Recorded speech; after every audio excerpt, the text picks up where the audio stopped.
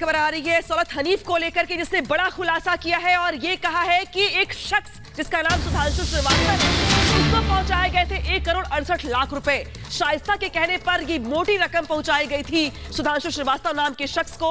अब ये शख्स पुलिस की रडार पर है, जहां पे कहा यह जा रहा है कि पुलिस इस पूरे मामले में छानबीन कर रही है, पूछताछ कर रही है और सुधांशु श्रीवास्तव नाम के शख्स की पड़ताल कर रही है ताकि वो जवाब दे सके कि आखिर इतनी बड़ी रकम उसे क्यों दी गई शाइस्ता के कहने पर। हालांकि सुधांशु श्रीवास्तव का रोल क्या उमेश पाल के मर्डर में भी था या नहीं था, यह भी अपने आप में बड़ा सवाल है। लेकिन सबसे बड़ा सवाल तो यह है कि आखिर इतनी बड़ी रकम उसको क्यों दी गई शाइस्ता के कहने पर। बिल्कुल, और जतिन हमारे सहयोगी भी हमारे साथ जुड़े। जतिन, कौन है सुधांशु श्रीवास्तव और जो इतनी बड़ी रकम दी गई है, क्या जानकारी मिली, किस वजह से शाइस्ता ने पैसे वहां तक पहुंचाए थे?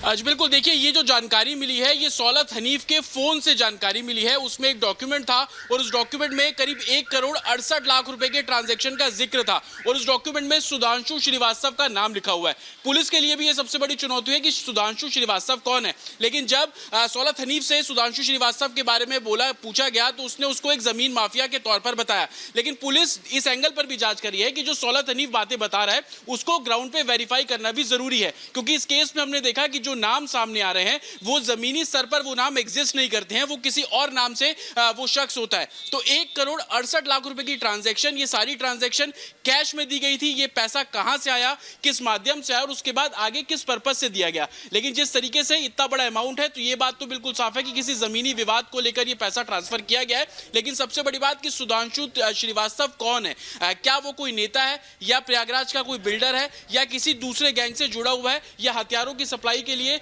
हथियार मंगवाने के लिए इस तरीके से पैसों का ट्रांसफर किया गया हो। ये तमाम पहलू है जिसको लेकर अभी प्रयागराज जो पुलिस इस पूरे मामले को इन्वेस्टिगेट कर रही है। साथ ही 1,68,00,000 रुपए कैश किसने दिया, शाइस्ता को लेकर तमाम जो बातें सामने आ रही हैं। बिल्कुल बिल्कुल, चलिए मीनाक्षी का रुख कर लेते हैं। मीनाक्षी, अब एक नया नाम सामने आ रहा है, सुधांशु श्रीवास्तव। इसके बारे में कोई अपडेट जानकारी मिल रही है, कौन है? अक्सर यह कहा जाता था कि अतीक अहमद और उसका पूरा गैंग पैसे लेता था, लेकिन इसे पैसे क्यों पहुंचाए गए ये डॉन के घर की तरफ से, क्या जानकारी है?